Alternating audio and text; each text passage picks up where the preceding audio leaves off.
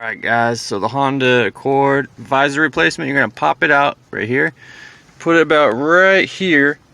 Now come look over here, there's a little hole and you need to push in there with a flathead, and when it's pushed down then you move this back towards the windshield and it'll unlock.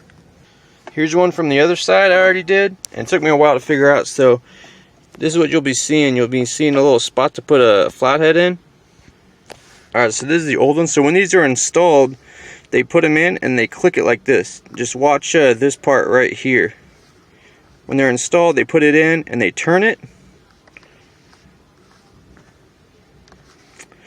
That was kind of uneventful, but yeah, it just pretty much snapped into place, and then it holds still.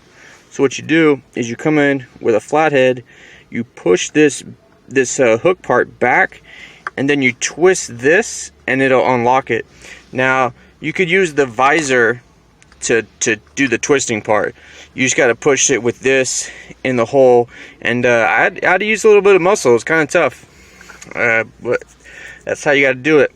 Hey guys, this is the correct way to do the driver. Put your visor like right here, come over here, push the flathead in and push the hook part down, and then push this towards the the driver window, and it should unlock. You got to push hard up here on that little hook part. Alright, I was pushing on that real hard, and I moved this towards the window, and then it pops out.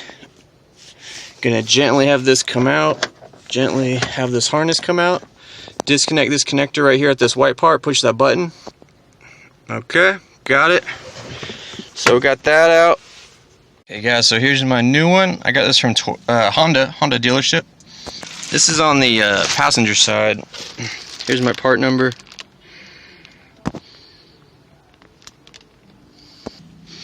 You want to reconnect this piece to the connector right here.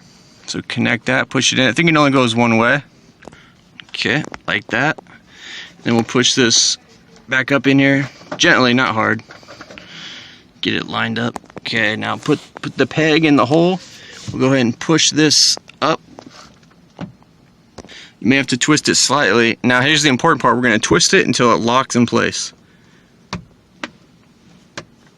Okay, I heard a little pop. Very subtle pop, but now it's locked into place.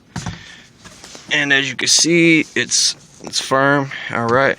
Not a fan of this way to do these. I think for Honda it's kind of surprising. Not a fan.